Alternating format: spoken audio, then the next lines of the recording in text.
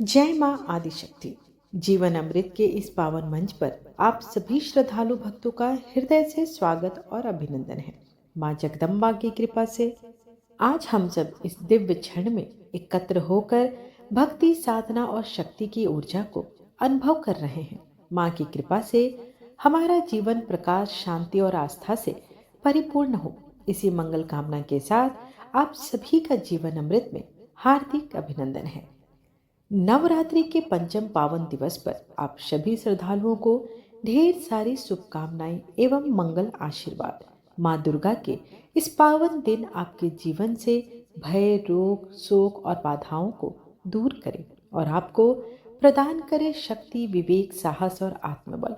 माँ के चरणों में विनम्र सा प्रार्थना है कि आपके घर परिवार में सुख, शांति, समृद्धि और भक्ति सदैव बनी रहे। जय माता दी। आज मैं माँ दुर्गा की दिव्य महिमा से युक्त दुर्गा सप्तशती के अध्याय 9 एवं 10 का पावन पाठ करने जा रही हूँ। इन अध्यायों में माँ चामुंडा स्वरूप की दिव्य लीला, शक्ति का प्रचंड रूप और अधर्म पर धर्म की विजय का अद्भुत वर्णन मिलता है। यह पाठ हमें सिखाता है कि जब जब अधर्म बढ़ता है तब तब माँ शक्ति स्वयं प्रकट होकर धर्म की रक्षा करती है। तो आइए शुद्ध मन, श्रद्धा और भक्ति भाव से माँ के चरणों में ध्यान लगाकर दुर्गा सप्तशती के इस दिव्य पाठ का रसपान करें और माँ की कृपा सहज ही प्राप्त करें। राजा ने कहा, हे ऋषिराज, आपने रक्त बीज के वध से संबंध रखने वाला वृतांत मुझे सुनाया। अब मैं रक्त बीज के मरने के पश्चात क्रोध में भरे हुए शुंभ और निशुंभ ने जो कर्म किया वह सुनना चाहता हूँ। महर्षि मेधा ने कहा, रक्त बीज के मारे जाने पर शुंभ और निशुंभ को बड़ा क्रोध आया और अपनी बहुत बड़ी सेना का इस प्रकार सर्वनाश होते देखकर निशुंभ देवी पर आक्रमण करने के लिए दौड़ा। उसके साथ बहुत से बड़े बड़े असुर देवी को मारने के वास्ते दौड़े और महापराक्रमी शुंभ अपनी सेना सहित चंडिका को मारने के लिए बढ़ा। फिर शुंभ और निशुंभ का देवी से घोर युद्ध होने लगा और वह दोनों असुर इस प्रकार देवी का बाण फेंकने लगे जैसे मेघों से वर्षा हो रही हो। उन दोनों के चलाए हुए बाणों को देवी ने अपने बाणों से काट डाला और अपने शस्त्रों की वर्षा से उन दोनों दैत्यों को चोट पहुंचाई। निशुंभ ने तीक्ष्ण तलवार और चमकती हुई ढाल लेकर देवी के सिंह पर आक्रमण किया। अपने वाहन को चोट पहुंची देखकर देवी ने अपने क्षुरप्र नामक बाण से निशुंभ की तलवार व ढाल दोनों ही काट डाला। तलवार और ढाल कट जाने पर निशुंभ ने देवी पर शक्ति से प्रहार किया। देवी ने अपने चक्र से उसके 2 टुकड़े कर डाले। फिर क्या था, दैत्य मारे क्रोध के जल भुन गया और उसने देवी को मारने के लिए उसकी ओर सूल फेंका, किंतु देवी ने अपने मुक्के के प्रहार से उसको चूर चूर कर डाला। फिर उसने देवी पर गदा से प्रहार किया। देवी ने त्रिशूल से गदा को भस्म कर डाला। इसके पश्चात वह फरसा हाथ में लेकर देवी की ओर लपका। देवी ने अपने तीखे बाणों से उसे धरती पर सुला दिया। अपने पराक्रमी भाई निशुंभ के इस प्रकार से मरने पर शुंभ क्रोध में भरकर देवी को मारने के लिए दौड़ा। वह रथ में बैठा हुआ उत्तम आयुधों से सुशोभित अपनी 8 बड़ी बड़ी भुजाओं से सारे आकाश को ढके हुए था। शुंभ को आते देखकर देवी ने अपना शंख बजाया और धनुष की टंकार का भी अत्यंत दुस्सह शब्द किया। साथ ही अपने घंटे के शब्द से, जो कि संपूर्ण दैत्य सेना के तेज को नष्ट करने वाला था, संपूर्ण दिशाओं में व्याप्त कर दिया। इसके पश्चात देवी के सिंह ने भी अपनी दहाड़ से, जिसे सुन बड़े बड़े बलवानों का मत चूर चूर हो जाता था, आकाश, पृथ्वी और 10 दिशाओं को पूरित कर दिया। फिर आकाश में उछलकर काली ने अपने दांतों तथा हाथों को पृथ्वी पर पटका। उसके ऐसा करने से ऐसा शब्द हुआ जिससे कि उससे पहले के सारे शब्द शांत हो गए।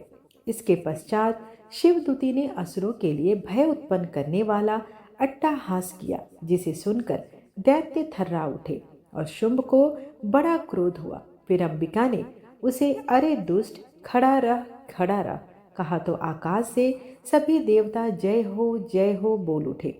शुंभ ने वहां आकर ज्वालाओं से युक्त एक अत्यंत भयंकर शक्ति छोड़ी, जिसे आते देखकर देवी ने अपनी मनोहलका नामक शक्ति से काट डाला। हे राजन, फिर शुंभ के सिंहनाद से तीनों लोक व्याप्त हो गए और उसकी प्रतिध्वनि से ऐसा घोर शब्द हुआ जिसने इससे पहले के सब शब्दों को जीत लिया। शुंभ के छोड़े बाणों को देवी ने और देवी के छोड़े बाणों को शुंभ ने अपने बाणों से काट सैकड़ों हजारों टुकड़ों में परिवर्तित कर दिया। इसके पश्चात जब चंडिका ने क्रोध में भर शुंभ को त्रिशूल से मारा तो वह मूर्छित होकर पृथ्वी पर गिर पड़ा। जब उसकी मूर्छा दूर हुई तो वह मनुष्य की भांति धनुष लेकर आया और अपने बाणों से उसने देवी काली तथा सिंह को घायल कर दिया। फिर उस राक्षस ने 10,000 भुजाएं धारण करके चक्रादि आयुधों से देवी को आच्छादित कर दिया। तब भगवती दुर्गा ने कुपित होकर अपने बाणों से उन चक्रों तथा बाणों को काट डाला। यह देखकर निशुंभ हाथ में गदा लेकर चंडिका को मारने के लिए दौड़ा। उसके आते ही देवी ने तीक्ष्ण धार वाले खड्ग से उसकी गदा को काट डाला। उसने फिर त्रिशूल हाथ में ले लिया और देवताओं को दुखी करने वाले निशुंभ त्रिशूल हाथ में लिए हुए आता देखकर चंडिका ने अपने सूल से उसकी छाती पर प्रहार किया और उसकी छाती को चीर डाला। सूल विदीर्ण हो जाने पर उसकी छाती में से एक उस जैसा ही महापराक्रमी दैत्य ठहर जा कहता हुआ निकला।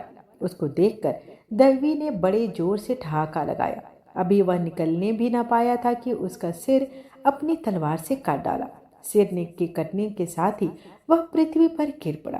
तदंतर सिंह दहाड़ दहाड़ कर असुरों का भक्षण करने लगा और काली शिवदूती भी राक्षसों का रक्त पीने लगी। कौमारी की शक्ति से कितने ही महादैत्य नष्ट हो गए। ब्रह्मा जी के कमंडल के जल से कितने ही असुर समाप्त हो गए। कई दैत्य माहेश्वरी के त्रिशूल से विदीर्ण होकर पृथ्वी पर गिर पड़े और वाराही के प्रहारों से छिन्न भिन्न होकर धराशायी हो गए। वैष्णवी ने भी अपने चक्र से बड़े बड़े महापराक्रमियों का कचुम्बर निकालकर उन्हें यमलोक भेज दिया और इंद्रिय से कितने ही महाबली राक्षस टुकड़े टुकड़े हो गए। कई दैत्य मारे गए, कई भाग गए। कितने ही काली शिवदूती और सिंह ने भक्षण कर लिए। महर्षि मेधा ने कहा, हे राजन, अपने प्यारे भाई को मरा हुआ तथा सेना को नष्ट देखकर क्रोध में भरकर दैत्यराज शुंभ कहने लगे, दुष्ट दुर्गे, तू अहंकार से गर्व मत कर, क्योंकि तू दूसरों के बल पर लड़ रही है। देवी ने कहा, हे दुष्ट, देख, मैं तो अकेली ही हूँ। इस संसार में मेरे सिवा दूसरा कौन है? यह सब मेरी शक्तियां हैं। देख, यह सब की सब मुझ में प्रविष्ट हो रही हैं। इसके पश्चात ब्रह्माणी आदि सब देवियां उस देवी के शरीर में लीन हो गई और देवी अकेली रह गई। तब देवी ने कहा, मैं अपनी ऐश्वर्य शक्ति से अनेक रूपों में यहाँ उपस्थित हुई थी। उन सब रूपों को मैंने समेट लिया है। अब अकेली ही हूँ, यहाँ तुम्हारे सामने खड़ी हूँ। तुम भी यहीं ठहरो। महर्षि मेधा ने कहा। तब देवताओं तथा राक्षसों को देखते ही देखते देवी तथा शुंभ में भयंकर युद्ध होने लगा। अंबिका देवी ने सैकड़ों अस्त्र शस्त्र छोड़े। उधर दैत्यराज ने भी भयंकर अस्त्रों का प्रहार आरंभ कर दिया। देवी की छोड़े हुए सैकड़ों अस्त्रों को दैत्य ने अपने अस्त्रों द्वारा काट डाला। इसी प्रकार शुंभ ने जो अस्त्र छोड़े उनको देवी ने अपनी भयंकर हुंकार के द्वारा ही काट डाला। दैत्य ने जब सैकड़ों बाण छोड़कर देवी को ढक दिया तो क्रोध में भरकर देवी ने अपने बाणों से उसका धनुष नष्ट कर डाला। धनुष कट जाने पर दैत्येंद्र ने शक्ति चलाई, लेकिन देवी ने उसे भी काट कर फेंक दिया। फिर दैत्येंद्र चमकती हुई ढाल लेकर देवी की ओर दौड़ा, किंतु जब तक वह देवी के समीप पहुंचा तो देवी ने अपने तीक्ष्ण बाणों से उसकी चमकने वाली ढाल को भी काट डाला। फिर दैत्येंद्र का घोड़ा मर गया, रथ टूट गया, सारथी मारा गया। तब वह भयंकर मुदगर लेकर देवी पर आक्रमण करने के लिए चला, किंतु देवी ने अपने तीक्ष्ण बाणों से उसके मुदगर को भी काट दिया। इस पर दैत्य ने क्रोध में भंग कर देवी की छाती में बड़े जोर से एक मुक्का मारा। दैत्य ने जब देवी को मुक्का मारा तो देवी ने भी उसकी छाती में जोर से एक थप्पड़ मारा। थप्पड़ खाकर पहले तो दैत्य पृथ्वी पर गिर पड़ा, किंतु तुरंत ही वह उठ खड़ा हुआ। फिर वह देवी को पकड़कर आकाश की ओर उछला और वहां जाकर दोनों में युद्ध होने लगा। वह युद्ध ऋषियों और देवताओं को आश्चर्य में डालने वाला था। देवी आकाश में दैत्य के साथ बहुत देर तक युद्ध करती रही। फिर देवी ने उसे आकाश में घुमाकर पृथ्वी पर गिरा दिया। दुष्टात्मा दैत्य पुनः उठकर देवी को मारने के लिए दौड़ा। तब उसको अपनी ओर आता हुआ देखकर देवी ने उसकी छाती विदीर्ण करके उसको पृथ्वी पर पटक दिया। देवी के त्रिशूल से घायल होने पर उस दैत्य के प्राण पखेरु उड़ गए। उसने मरने पर समुद्र, द्वीप, पर्वत और पृथ्वी सब कांपने लगे। तदंतर उस दुष्टात्मा के मरने से संपूर्ण जगत प्रसन्न व स्वस्थ हो गया तथा आकाश निर्मल हो गया। पहले जो व्याप्त सूचक मेघ और उल्कापात होते थे वह सब न जाने शांत हो गए। उसके मारे जाने पर नदियां अपने ठीक मार्ग से बहने लगी। संपूर्ण देवताओं का हृदय हर्ष से भर गया और गंधर्वियां सुंदर गान गाने लगी। गंधर्व बाजे बजाने लगे और अप्सराएं नाचने लगी। पवित्र वायु बहने लगी। सूर्य की कांति स्वच्छ हो गई।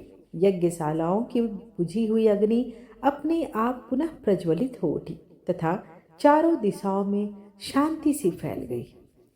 माँ की इस पावन कथा, पाठ और साधना के साथ आज के कार्यक्रम का हम विनम्र भाव से समापन करते हैं।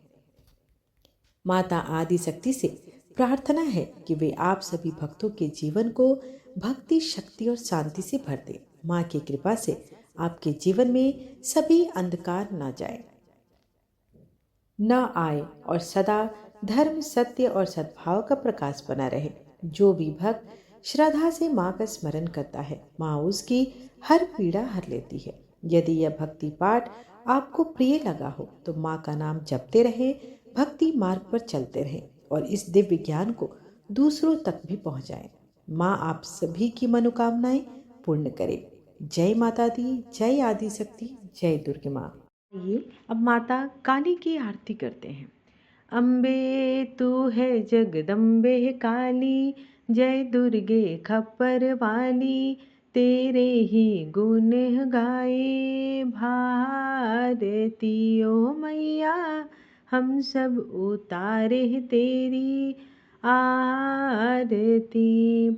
माँ तेरे भक्त जनों पर भीड़ पड़ी है भारी, भीड़ पड़ी है भारी, दानव दल पर टूट पड़ो माँ करके सिंह सवारी, माँ करके सिंह सवारी। 100 सिंहों से भी बलशाली, अष्टभुजाओं वाली, दुखियों के दुख को निवारती ओ मैया, हम सब उतारे तेरी आरती।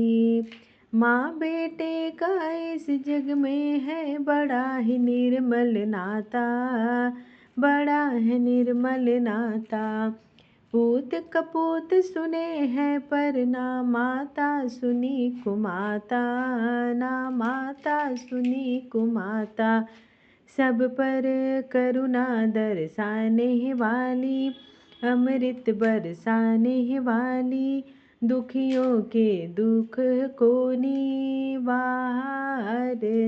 ओ मैया, हम सब उतारे तेरी आरती। नहीं मांगते धन और दौलत, ना चांदी ना सोना, ना चांदी ना सोना, हम तो मांगते ओ मेरी मैया मन का छोटा सा कोना, तेरे मन का छोटा सा कोना। सबकी बिगड़ी बनाने वाली, लाज बचाने वाली, सतियों के सत को सवारती ओ मैया, हम सब उतारे तेरी आरती। अम्बे तू है जगदम्बे काली, जय दुर्गे खप्पर वाली, तेरे ही गुण गाए भारती ओ मैया, हम सब उतारे हैं तेरी आरती।